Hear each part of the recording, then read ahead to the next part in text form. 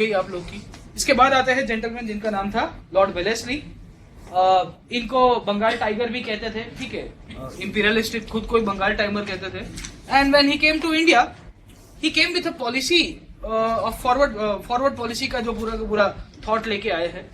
And he is attributed that he made the British empire in India into the British empire of India, British empire in India into the British Empire of India.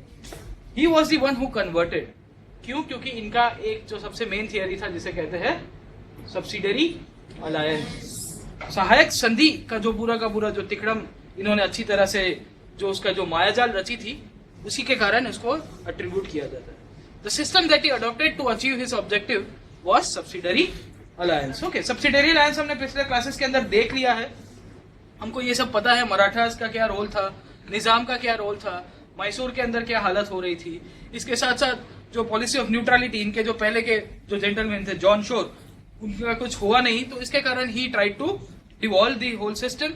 Napoleon के पीछे इनको डर लग रहा था, हमने ये भी देखा था फ्रांस का, एंड इसके कारण ही reverse the non intervention policy, और इसके कारण ही ये सब्सिडरी अलायंस यहाँ पे लेके आए। ओके, तो पॉलिटिकल कंडीशन अगर आपको पूछा लॉर्ड वेलेस्ली को लेके, तो आप थोड़ा बहुत लिख पाओगे। सब्सिडरी अलायंस, चौथा एंग्लो मैसूर वॉर और the second Anglo Maratha war, वो भी ये तीनों के तीनों युद्ध इनके दौरान ही हुए थे। ओके, इवैल्यूएशन अगर वेलेस्ली का देखा जाए, he is only concern with the political aspect. He was one of the greatest empire builders that England could ever produce, converted the British empire India to British empire of India, also established the British paramounts in India, और साथों साथ जो India के states के अंदर जो week spots थे उसको अच्छी तरह से उसने आइडेंटिफाई किया है। ओके, सो पॉलिटिकल वे के अंदर अगर आपका लॉर्ड वेलेस्ली का कहीं ना कहीं क्वेश्चन आ गया, तो आप थोड़ा बहुत 2-4 लाइनें इसके अंदर लिख सकते हो गवर्नर जनरल के पॉइंट ऑफ व्यू से। ओके, तो ट्रेडिंग कॉर्पोरेशन से लेके इंपीरियल पावर तक की जो पूरी की पूरी जर्नी थी, उसको अच्छी तरह से कंसोलिडेट करने के पीछे भी आपके लॉर्ड वेलेस्ली का बहुत ही बड़ा कंट्रीब्यूशन देखने को मिलता है। इसके बाद फिर से मार्क्स कॉर्नवालिस जो आपके चले गए थे 10 साल पहले, उनको वापस भेजा जाता है, पर 6 महीने के अंदर ही वो लुढ़क जाते हैं और नए गवर्नर जनरल आते हैं जॉर्ज बेलो। जॉर्ज बेलो का ही मदद लेके उन्होंने कॉम्प्रिहेंसिव कोड बनाया था जिसका नाम था कॉर्नवालिस कोड, तो सरकार भी उनको मदद कर देगी। वेलोर के अंदर एक म्यूटिनी हुई थी, आपका जो 1857 का रिवॉल्ट हुआ, सोल्जर्स रिवॉल्ट, उसके पहले वेलोर नाम की जो जगह है साउथ इंडिया के अंदर, वहां पे भी एक म्यूटिनी हुई थी जिसे कहते हैं Vellore mutiny of 1806, also took place during his administration. इसके बाद और भी गवर्नर जनरल आएंगे, लॉर्ड मिंटो करके एक जेंटलमैन आते हैं, वो आपके जो पंजाब स्टेट है, ट्रीटी ऑफ अमृतसर इनके साथ कर देगा। साथ साथ जो चार्टर एक्ट ऑफ 1813 है, वो भी आपके लॉर्ड मिंटो के टाइम के दौरान ही पास होता है। ओके, तो charter act and Lord Minto याद रखने की कोशिश करिएगा कि कहाँ कौन से हुए। इसके बाद एक और जेंटलमैन आए जिनका नाम था Lord Hastings. He is different from Warren Hastings, मैंने बताया, एंड इसकी भी जो पॉलिसी थी वो फॉरवर्ड पॉलिसी बोली जाती है। बाय दिस टाइम ये मराठास को सब्जुगेट करेगा, इसके साथ साथ यहाँ पे जो मराठा जो गुरखा और पिंडारी जो कम्युनिटी थी उनको भी दबाने की कोशिश करेगा। So he is known for his expansion of British power in India. जो ब्रिटिश साम्राज्य का जो यहाँ पे जो बढ़ावा हुआ, उसके पीछे भी इसका कंट्रीब्यूशन देखने को मिलता है। पहले तो गुरखा के खिलाफ वॉर कर देगा, साथों साथ यहाँ पे जो पिंडारी कम्युनिटी है उनको दबाएगा। मराठा को सब्जुगेट करने के पीछे भी इसका कंट्रीब्यूशन है। मैंने बताया ना कि पिंडारीज का सहारा लेके ही मराठा कॉन्फ्लिक्ट के अंदर ये कूदता है। 2 रीजंस वर देयर, एक तो वो एम्बेसडर की जो उसका जो खून कर देता है, गायकवाड़ वाला मर्डर कर देता है, तो वहां पे वो इंटरवीन कर देगा। साथों साथ इसके पहले जो सलमान खान जो पिंडारी होता है उसकी मदद करता है, थोड़ा बहुत रिफॉर्म्स भी कर देगा, और उसके बाद हम लोग इसको इवैल्यूएट कर देंगे। ओके, गुरखा को लेके इसने एक ट्रीटी की थी जिसे कहते हैं ट्रीटी ऑफ सगौली। आपका जो मॉडर्न डे इंडिया का जो तराई रीजन है, बाबर, खादर, तराई, बांगर, पता है ना सबको ज्योग्राफी वाला, तो तराई रीजन जो मॉडर्न डे आज की तारीख में जो काफी इनस्टेबल बोला जाता है, क्योंकि due to this whole Madhesi agitation which is going on, Terai वाले रीजन के अंदर ही हो रहा है, इंडिया नेपाल की जो बाउंड्री है। So the Gurkha community was claiming कि वो उनका है, तो गुरखा लोग को हरा देगा, और हराने के बाद उनके साथ एक ट्रीटी कर देता है जिसका नाम है ट्रीटी ऑफ सगौली। सो आपका जो ब्रिटिश इंडियन कंक्वेस्ट का जो आपका जो नॉर्थ का जो कंक्वेस्ट है, जो हिमालयन का साइड का जो कंक्वेस्ट है, वो आपका लॉर्ड हेस्टिंग के साथ एट्रीब्यूट होता है। ठीक है, तो मैंने आपको मेन क्लास के अंदर नहीं कराया था क्योंकि छोटा ही टॉपिक था, सो आई थॉट ऑफ कि गवर्नर जनरल्स को पढ़ाऊंगा, इसके साथ साथ ही पढ़ाऊंगा। Okay, so Gurkhas give up the claim over the Terai region and ceded the areas of Kumaon and Garhwal to the British. आपका जो मॉडर्न डे उत्तराखंड है, जो कुमाऊं एंड गढ़वाल दोनों की दोनों वैलीज है, उन दोनों के ऊपर भी यहाँ पे ब्रिटिश कंट्रीब्यूशन आपका सब्जेक्ट हो जाएगा पूरा का पूरा। साथों साथ यहाँ पे जो पिंडारी कम्युनिटी थी, पिंडारी मैंने बताया कि वीर करके पिक्चर भी आया था सलमान खान का, और वो पिंडारीज को भी जो मराठा आर्मीज के साथ जो जुड़े हुए लोग थे उनको भी दबाने के पीछे, उनको भी सप्रेस करने के पीछे लॉर्ड हेस्टिंग्स का बहुत बड़ा कंट्रीब्यूशन रहता है। The third Anglo Maratha war, the Maratha dream of establishing themselves as the paramount power was completely destroyed. क्यों? क्योंकि यहाँ पे आपको ये चीज जानने को मिलेगी कि इनको खत्म कर दिया जाता है, आपकी मराठा कन्फेडरेसी को अबॉलिश कर दिया जाएगा, और जो पेशवा की जो पोस्ट थी उसको भी खत्म कर दिया जाता है। This was all attributed to lord Hastings. तो लॉर्ड हेस्टिंग्स के पीछे अगर आपका कहीं ना कहीं जो गवर्नर वाला और वॉर वाला मैच द फॉलोइंग पूछ गया तो आपको आना चाहिए। He was also responsible for approving the ryotwari system. आपका जो लैंड रेवेन्यू सिस्टम मैंने बताया, जैसे परमानेंट सेटलमेंट के पीछे आपके कन्वलिस थे, तो रैयतवारी सिस्टम के पीछे आपके लॉर्ड हेस्टिंग्स थे। Okay, so also extended the police system of Bengal into the other areas. जो लॉर्ड कन्वलिस ने जो पुलिसिंग सिस्टम बनाया था ना, दरोगा और थाने वाला, वो थाना और दरोगा वाला जो सिस्टम था उसको और एक्सटेंड कराने के पीछे भी इसका पूरा का पूरा जो रोल रहा है। लेटर ऑन डिस्ट्रिक्ट कलेक्टर का जो पावर जो था, जो रिड्यूस कर दिया गया था, उसको थोड़ा बहुत इंक्रीज कराया जाता है। जो रिजिडिटी आ गई थी सेपरेशन ऑफ पावर का, तो district collector also started acting as a magistrate. तो रेवेन्यू पावर्स खाली कॉर्नवालिस ने इसको दिए थे कलेक्टर को, वो पावर्स वापिस हेस्टिंग्स के टाइम के दौरान कलेक्टर के पास आ जाएंगे। He was also encourage reforms के अंदर, सोशल के अंदर देख लेते हैं। यहाँ पे वर्नेकुलर स्कूल्स की जो शुरुआत हुई थी उसके पीछे भी ये थोड़ा बहुत कंट्रीब्यूशन करता रहता है।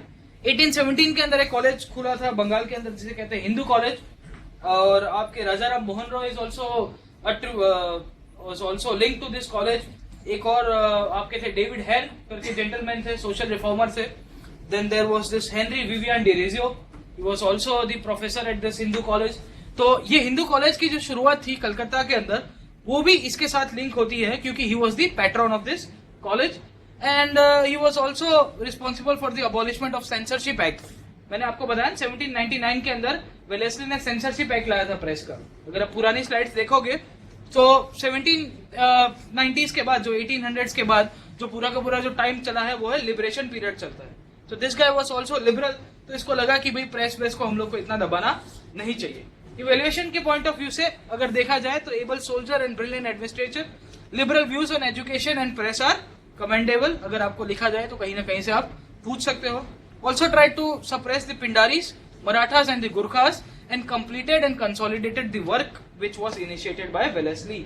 Wellesley ने जो सब्सिडरी अलायंस करके जो पूरा का पूरा तिकड़म रचा था, उसी को ही इसने अच्छी तरह से उसका जो आपका कहते हैं कि वो स्टेटमेंट को कंप्लीट किया। ओके, तो कहीं ना कहीं अगर हिस्ट्रीज के बारे में पूछा तो आप लिख सकते हो। इसके बाद एक और जेंटलमैन आते हैं लॉर्ड आर्महर्स्ट, 1823 से लेके 1828 के बीच में। He was the one who fought the first Anglo Burmese war. इसके बाद जो सेकेंड वॉर होगा वो डेलहौजी के दौरान होगा। ओके, और पहला युद्ध जो है 1824 से लेके 1826 के बीच में, first Anglo Burmese war, and he was also responsible for the signing of treaty of Yandabo. अभी this Anglo Burmese war and treaty of Yandabo is still linked to the modern day India's north east problem, जहां पे आपका एक state है Assam. Assam used to be a princely state ruled by Ahom community, ASOM कहते हैं, असोम कहते हैं, अहोम कहते हैं। So when the Britishers were going to Burma, they used this Assamese road. Okay, Assam से जाते हुए वहां से बर्मा गए। तो वहां से जब वापिस आ रहे थे तो बीच में असम नाम का प्रदेश पसंद आ गया तो उसको एनेक्स कर दिया गया। Okay, and as a result, the Assamese people feel that the Assamese annexation into British India was very much discriminatory. क्यों? क्योंकि ये लोग बर्मा जा रहे थे और बर्मा से रिटर्न आते वक्त ये पूरा का पूरा असम नाम का जो राज्य था उसको एनेक्स कर दिया। And as a result, एक ऑर्गेनाइजेशन है जिसका नाम है ULFA, United Liberation Front of Assam, Ahom. आपके जो है Gogoi, Pradeep Gogoi and all this people, Anup Chetia and जितने भी लोग हैं, they are demanding the Assam status of pre 1826। ये डिमांड कर रहे हैं कि अहोम 1826 के पहले जैसा हुआ करता था ना, इंडिपेंडेंट सोवरेन स्टेट। क्यों? क्योंकि यहाँ पे अहोम एम्पायर हुआ करता था, उनका जो छोटा सा साम्राज्य था। हम ब्रिटिशर्स ने आके उसको एनेक्स कर दिया ब्रिटिश इंडिया के अंदर। तो ये बोलते हैं कि हम लोग आधुनिक भारत के भाग नहीं है, तो अंग्रेजों ने हमको 1826 के अंदर एनेक्स किया था। तो you can also attribute Lord Amherst to the Assam conflict. ये जिम्मेदार है ना भाई साहब, इसने अगर असम को इनडायरेक्टली एनेक्स नहीं किया होता तो असम माइट भी कुछ अलग उसका स्टेटस होता। अगर 1947 तक आते आते डायरेक्टली उसका मर्जर हो गया होता नेशन या नेशनलिटी के कारण, ठीक है।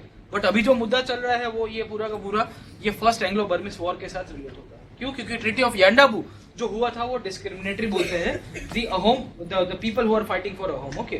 तो अहोम स्टेट के लिए लोग चल रहे हैं। इसके बाद एक और जेंटलमैन आए 1828 से लेके आपके 1835 तक का जो पीरियड था, and this name was Lord William Bentinck. 22 साल की उम्र में मेंबर ऑफ पार्लियामेंट बन जाते हैं। 1803 के आसपास मद्रास के गवर्नर भी रहते हैं। और मैंने आपको बताया कि 1806 के अंदर जो वेल्लोर के अंदर म्यूटिनी हुई, जो पूरा का पूरा जो आपकी जो एक सिपोही संघर्ष होता है, इसके बाद उसको मद्रास से वापस बुला दिया जाता है। बट एज यूजुअल मैंने आपको बताया कि लॉर्ड कॉर्नवालिस के साथ भी यही हुआ था, तो इसका भी प्रमोशन होगा। तो मद्रास नाम का स्टेट के अंदर थोड़ी बहुत कुतूहलता मच जाती है। उसके बाद इसको 20 साल के बाद वापस भेजा जाता है कि जा सिमरन, अब तो भारत का गवर्नर जनरल बन जा। And as governor general Bentinck had initiated an era of progress and reforms. One of the most progressive governor generals बोलते हैं इसको भारत के, वो भी देख लेते हैं, ओके। एक तो बेंटिक का लेके पहले आपको देखना है कि इंडियन स्टेट्स के प्रति इसकी पॉलिसी क्या रही है। चार्टर एक्ट ऑफ 1833 इसके दौरान ही पास हुआ। फाइनेंशियल रिफॉर्म्स करता है, एडमिनिस्ट्रेटिव रिफॉर्म्स करता है, and one of the most important sector that was touch by William Bentinck was social reform. इसको सोशल ही याद रखा जाता है, बट थोड़े बहुत और कोई मुद्दे रहते हैं तो हम लोग को जानकारी होनी चाहिए, okay. He adopted a policy of non-intervention and non-aggression with Indian states। ज्यादा कुछ मगजमारी नहीं की। मैसूर नाम के राज्य के अंदर भी थोड़ा बहुत एडमिनिस्ट्रेशन ले लिया था, राजा को पेंशन दे दिया जाता है। Cachar and Jaintia in east, Coorg नाम का जो स्टेट था आपका साउथ के अंदर, उसको भी थोड़ा बहुत बैलेंस करने की कोशिश करता है। आपके इंडियन स्टेट्स के अंदर राजा थे पंजाब के रंजीत सिंह, उनके साथ एक ट्रीटी कंक्लूड करता है जिसे कहते हैं इंडस नेविगेशन ट्रीटी, ठीक है।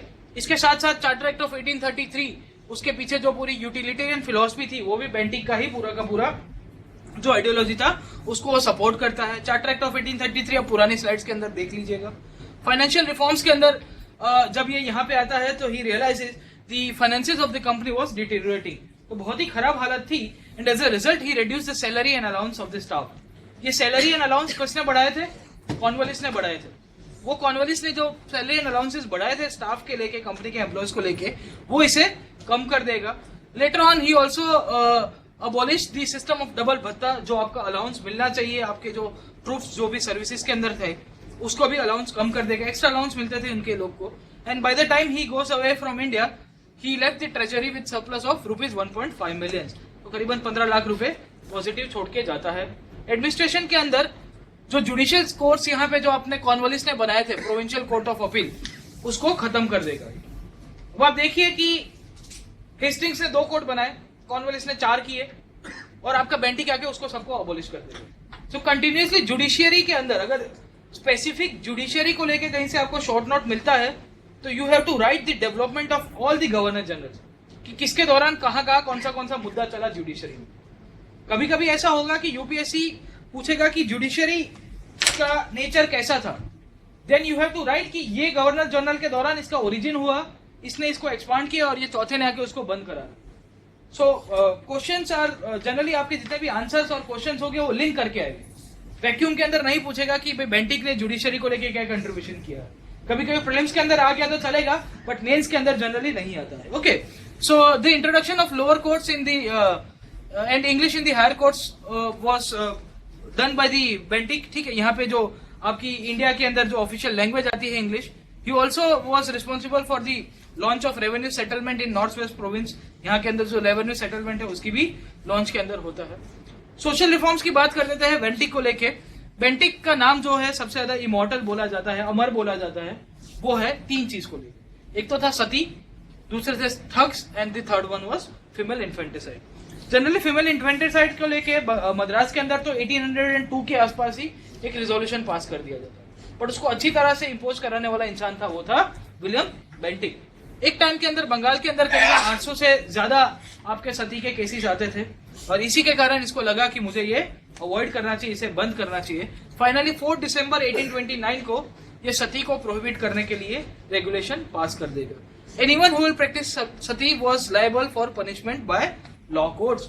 अगर किसी ने सती को फॉलो किया, उसकी प्रैक्टिस की, तो उसको कायदे कानून, ठीक है, उसको उस तरफ से सजा मिली जाएगी। 4 दिसंबर 1829 तारीख याद रखेगा। अगर आप जीपीएससी का प्रीलिम्स का पेपर देखोगे तो उसमें उसने ये तारीख पूछ दी थी, तो बहुत जज्बाती हो गया था जीपीएससी वाले।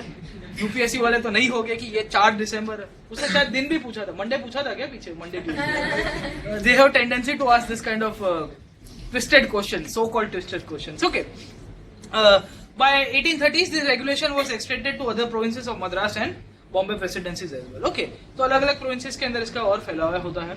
साथों साथ यहाँ पे जो ठग थे, ठग मतलब आपके जो मॉडर्न डे गब्बर सिंह आपको पता होगा, ठीक है, तो रास्ते में आते जाते लोगों को लूटते रहते थे ये लोग। तो लॉर्ड विलियम बेंटिक आता है और वो देखता है कि ये रास्ते में लूट लेते हैं जो ट्रैवलर्स है, तो उनको भी सप्रेस करने की कोशिश करेगा। Okay, so most commendable praises, they were hereditary robbers, Gabbar Singh जैसे लोग हुआ करते थे, and they were strangulating and robbing peaceful travellers, and as a result एक इसके जो मित्र होते हैं आर्मी के, जिनका नाम था स्लीमैन, तो कर्नल स्लीमैन की मदद लेके 1830 के अंदर ये जितने भी ठग लोग थे उनको दबाने की कोशिश करता है। Okay, for his role against the suppression, sir William Sleeman was known as thuggee Sleeman. બોલે આપણે ગુજરાતીમાં નહીં કહેતા ઠગ માણસ છે। ઓકે, સો ઠગવાળો આનું નામ હતું ઠગી સ્લીમેન, યાદ રાખજો ઠગી સ્લીમેન ને લઈને यूपीएससी प्रश्न પણ પૂછેલો છે। વિલિયમ બેન્ટિક का एक और जो सोशल सेक्टर के अंदर कंट्रीब्यूशन था वो था introduction of English education. 1835 Macaulay's minute, उस टाइम के अंदर भी गवर्नर जनरल कौन हुआ करता था आपका, William Bentinck. Significant event of Lord Williams Bentinck in administration, he also was responsible for the appointment of this committee which was headed by Lord Macaulay।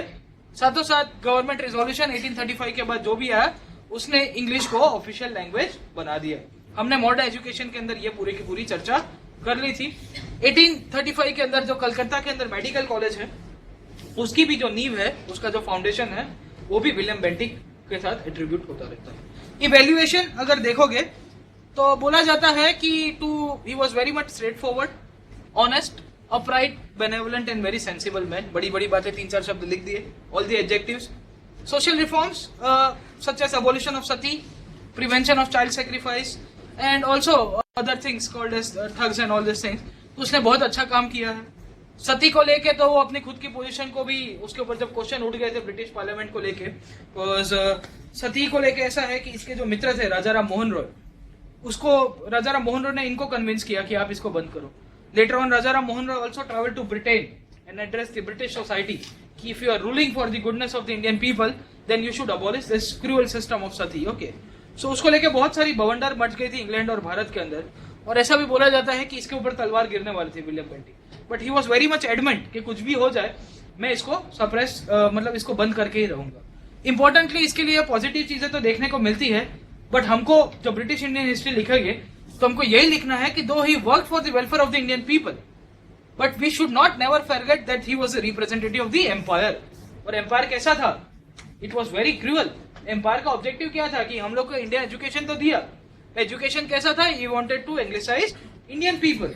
So important यही चीज है कि when you try to evaluate any of the governor generals, though they have done some good works, at the end of the any conclusion के अंदर आपको यही लिखना है कि किसने भी इतना बड़ा बड़ा काम कर दिया हो, बट अल्टीमेटली ये किसके प्रतिनिधित्व करता था, ये ब्रिटिश साम्राज्य का प्रतिनिधित्व करता था, और ब्रिटिश साम्राज्य भारत के लिए कभी अच्छा नहीं हो सकता। ठीक है, वो सिंपल चीज है, this is universally accepted. Break लेना है 5 मिनट।